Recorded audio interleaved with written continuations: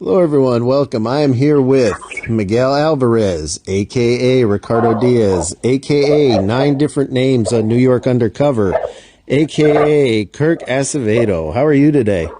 What's going on, brother? I'm doing well. I got to ask, how did you get into acting? And you've got an impressive role. How did you get into acting? And then to have a breakout role like in Oz within, almost right out the gate. I went to junior high school performing arts in East Harlem, New York. And then after that, I went to the high school performing arts, the fame school. And then after that, I went to a 4-year conservatory. So, I trained throughout, and when I graduated, I went straight to theater. And my first on-camera job was a soap opera, some flashback. And then my second on camera was a New York Undercover. And then my third was Oz. I got Oz. And that was my job. And I basically, that part of Miguel Alvarez was offered to somebody else. But you still have to hold auditions just in case the guy you want, they can't work out a deal or something happens. So they always have to have their second and third options. So I auditioned, and then Tom Fontana, who wrote and created it, was like, nah, we're going with Kirk. So that part was actually written for someone else. When you got to work with great actors. You had Rita Moreno, Ernie Hudson. Hell, Tom Adkins had a couple episodes in there. Yeah, Edie Falco. Just tons of Terry Kinney. Like, he was great stuff. Yeah. And that was contrary to what a lot of people think. Sopranos, amazing show, was like the first. Oz was actually HBO's first dramatic show that predates Sopranos. Yes, it was the first 1-hour show. The first cable show on HBO was Arliss. I think that was the first TV show on cable. I think it was Arliss for HBO. And then the second show, which was 1 hour, which was us. So we were before Sex and the City, Sopranos, 6 Feet Under. And I'll tell you a little story about 6 Feet Under. So, when we were on, there was no publicity. Like, no one just knew that cable was going to be the future. So, Oz was doing well, and then they figured out marketing, right? So then they started marketing Sopranos and 6 Feet Under, and Sex and the City. And the whole it's not TV, it's HBO, that was Oz. That was because of Oz. And so 6 Feet Under, during their second season, it was our 6th season, our last season. And 6 Feet Under, which was the biggest show at the time, during their second season, got 1 million viewers. Oz, in its 6th season, was getting over 2 million. And you would have never have known. Because they just didn't promote us because we were already a staple. And then HBO came to us and wanted to pick us up for 3 more years. And so Tom Fontana had a conversation with all the cast and asked if we would be willing to do 3 more years. And all of us decided that it's ready to move on. And so that's how the show ended. I got to say, the worst ending to me in the history of television, I'm skipping ahead a little bit on Oz, but worst ending ever is Sopranos. I have no shame admitting that. Second worst ending, I apologize to you, sir. It's Oz. Getting on a bus and driving away. Why couldn't they just put up like pictures like Ryan O'Reilly murdered in showers or Beecher? Because parole? I think there was always talk of doing a movie. They were going to do a movie, but the problem was everyone was working, so they couldn't. You're talking about you need at least 10 of those actors. Like, you need Ernie Hudson, you need Terry Kinney, you need Ryan O'Reilly, you need Schillinger, you need Chris Maloney, you need me, and you need like 2 or 3 others. You know what I mean? Like Rita Moreno, and a couple of other people, but we were all working. B.D. Wong. So there was no way to do that film. And even to this day, there's still been talk. But Tom's like, I think that ship is passed. Well, I don't know, with because my wife and I, when I contacted you a couple weeks ago, my wife and I rewatched every single one, so I could get ready for that. Because it's been so long since I saw it. No, I think there still could be a market out there for it, easily. Yeah, I mean, well, you could go now. I mean, and the sad thing is, if you look at what we did, like the graphic stuff, they still don't play that on TV today. Shitting in people's mouths and eating shit from toilets. I mean, they still don't do shit like that today. I was going to ask, because, a lot of nudity in that show, male nudity, a lot of rape going on in Oz, but was it ever uncomfortable to film any of that stuff? Now, your character never did get raped, but... I never got raped. You never got raped. Thank you. Yes. I was no one's brag. No. But poor Beecher, is Terry Kinney, is that his name? Terry Kinney was the warden. Okay, who played Beecher? What's that guy's name? Beecher was Lee Tergesen. Lee Tergesen. That poor guy. I mean, he was raped. He was burned. His family was killed. He was like, he's like one of the only characters though that you could have sympathy for. Like, I liked your character, but you also gutted out a guy's eyes, so I can't feel too much pity on you. But this is the thing, like with the nudity, there was only like 2 people that weren't supposed to get nude. And that was Schillinger because he was older. Like, the older people were given a pass. You know what I mean? So, but everyone else is like, you had to do it. You had to sign a waiver to do the show that you had to do nudity. I think I was naked, like, maybe only, like, twice. But, it was really, we were such a family. Like, we would just crack jokes all the time. The one time I was nude was the 3rd season. And fucking, who was directing? Fuck. Who wrote Bronx Tale? Oh, I hate that Chaz movie. Palminteri. Yeah. So Chaz Palminteri is directing this episode, and Luis Guzman is in the shower and has to threaten me in the shower. And those showers were not warm. They were butt-ass cold, and we were filming that at 8 a.m. in the fucking morning. So Chaz Palminteri is coming in the 3rd season, where we had all famous directors the 3rd season. Like, you had Matt Dillon and what's his name from Reservoir Dogs? Mr. Pink was directing it, and Buscemi, Chaz. And so Chaz came in like he's directing a feature fucking film, right? And now we're all established. Like, we've all worked with each other. It's been 3 fucking years. And so Luis Guzman is cracking jokes. He's like, yo, Kirk, man, that water's looking cold. You're looking little right there. Like, joke, you know what I mean? Joking. And so I'm laughing. Like, we would play tricks with each other in games. So the camera's on me. It's my close-up. And so Luis Guzman is like referring to my penis and going like this, looking little, like miming it to me. Like, and I'm like dying laughing. And Chaz Palminteri like, guys, be professionals here. You want to be professional here? Come on, Kirk. Louis, come on. And I'm like this, and I'm ready, like, literally, like, I'm about to punch Chaz Palminteri in the face, because I'm butt-ass naked, and I'm butt-ass naked, and there's some white dude yelling at me butt-ass naked. I'm like, and it's 8 a.m. in the fucking morning, and it's my show.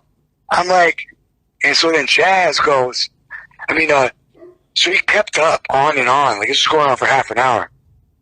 And Luis Guzman goes, because Luis Guzman has been in shit. Oh, yeah. So he goes to Chaz, he goes, yo, Chaz, man, yo, calm the fuck down, bro.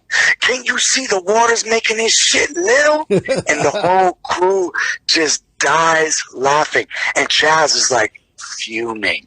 So, there were certain directors that I couldn't stand that season, which I won't tell you, that were way worse than Chaz. Like, that people wanted to get into fist fights with.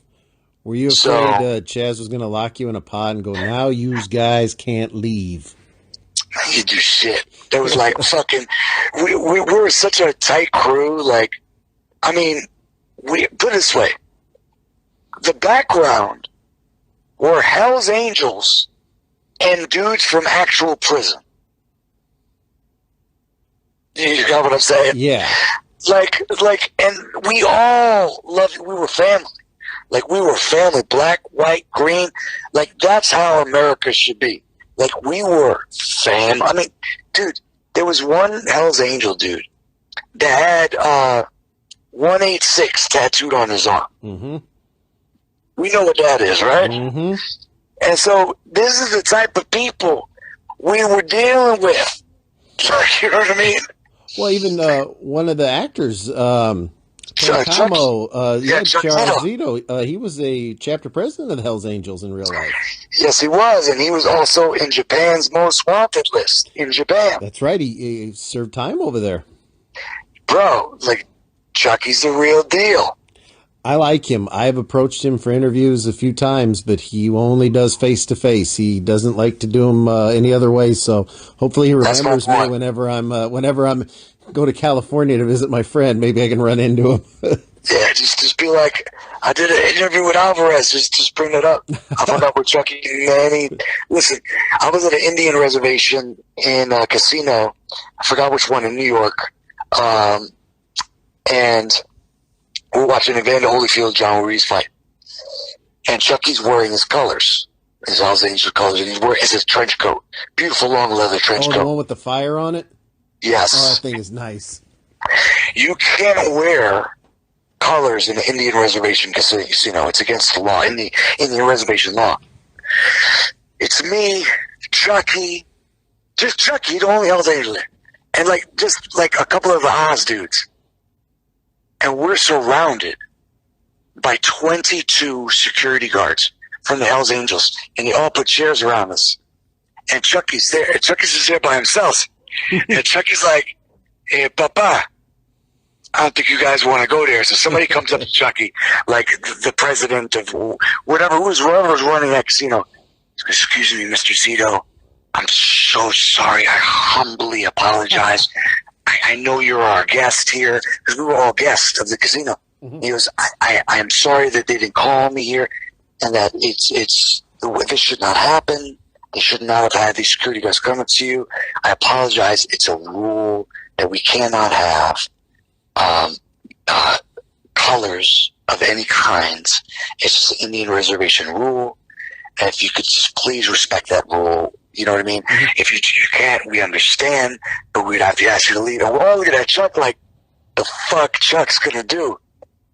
Chuck took off his colors, folded up his jacket, and says, "Do you mind? I can hold my jacket." It's absolutely.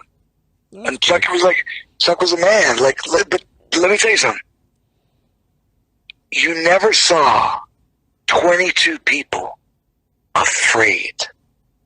They were afraid. That's what I noticed. I felt so relaxed. I was like, oh, I'm not going to get beat up, because I saw all of them worried. It was an incredible thing to witness, to see someone's reputation precede them. And like, you know what I mean? Like, you're like, wow, he's the real deal. Like, that's not fake, you know?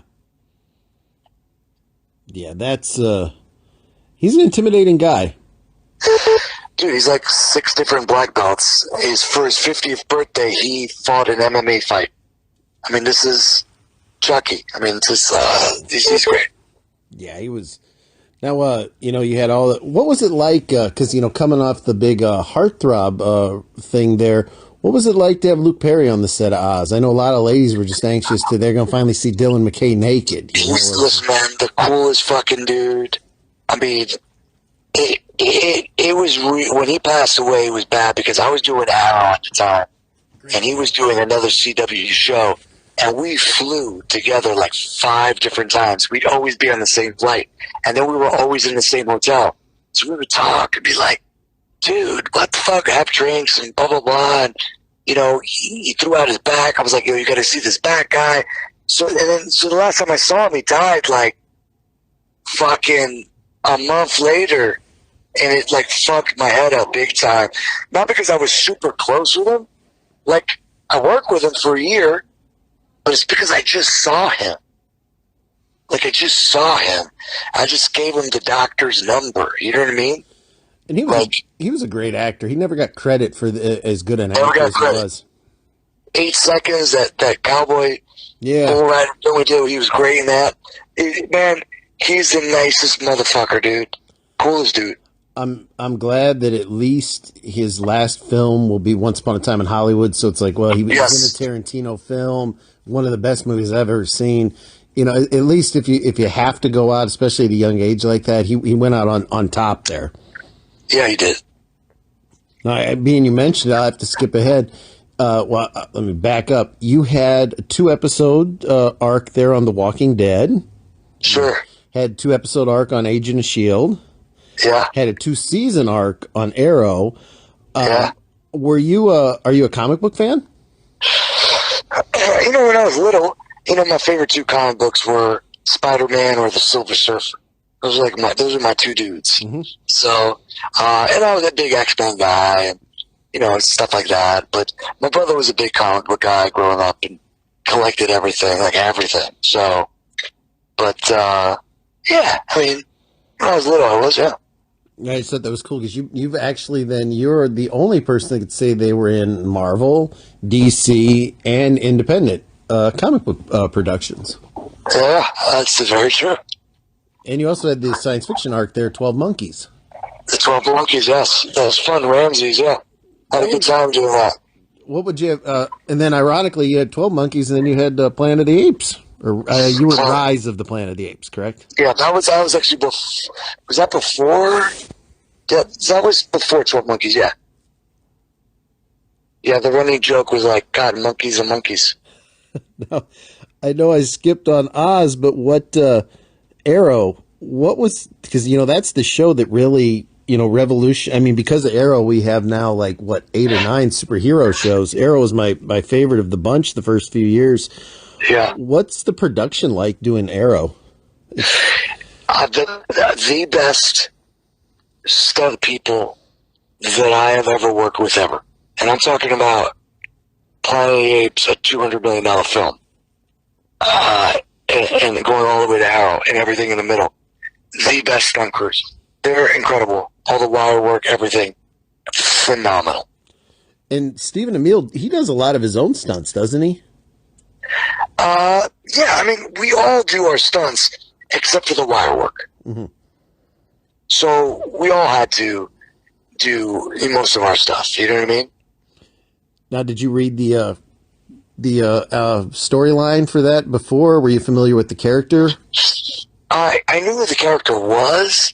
I knew my storyline because Mark Guggenheim, Wendy Miracle, the showrunner, they told me what I was going to do from beginning to the end.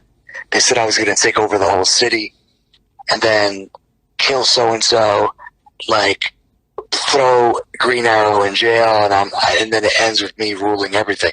They changed it a little bit at the end where I'm on the run, but I knew from the beginning what I was going to do. They basically said, you know, we don't want our typical bad guy, which is like over the top. Mm-hmm. What we want is Al Pacino in The Godfather. We want slow and simmering, burning. And I was like, oh, Brett, that's up my alley. Let's do it.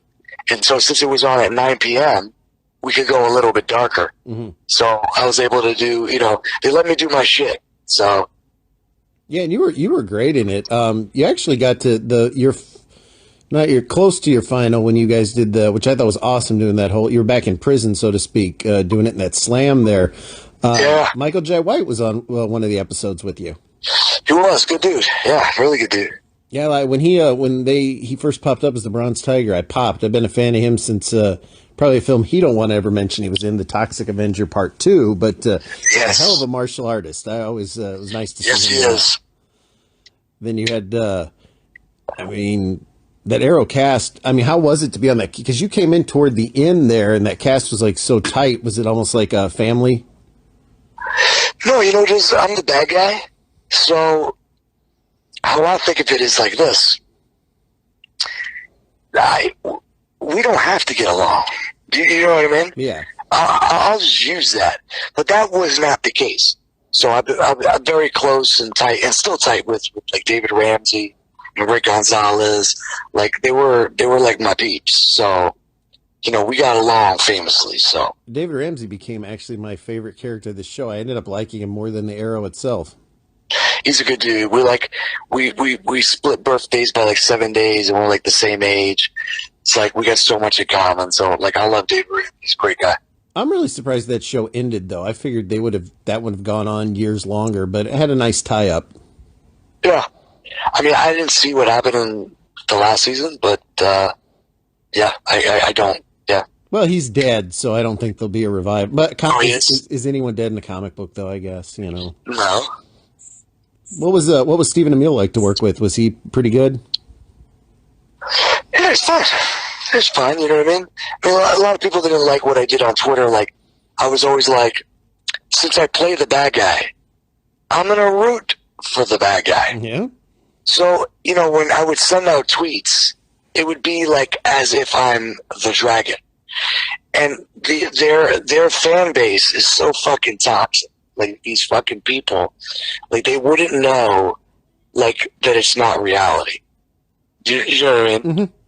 Like they would, and I'm like, so my thing is, I was like, I can't wait till I kill, what's her name? Who was Stephen Amell's? Yeah. Felicity. Yes, I can't wait till the fucking dragon kills Felicity. And then people would be like, that's just horrible. You know she's an actress. You're just taking work away from her if you were to kill her.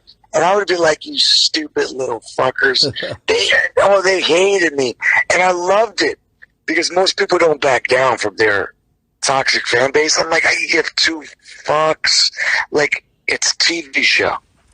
If I was the good guy, I would be like, I can't wait to kill the dragon. Yeah. You see what I'm saying? Like, but they took it personal with me. Oh, they hated me. Is she as beautiful in person as she is on television? My wife is the most beautiful woman to me. Good answer. Good answer. That's what I say too. What do you have coming up on the horizon?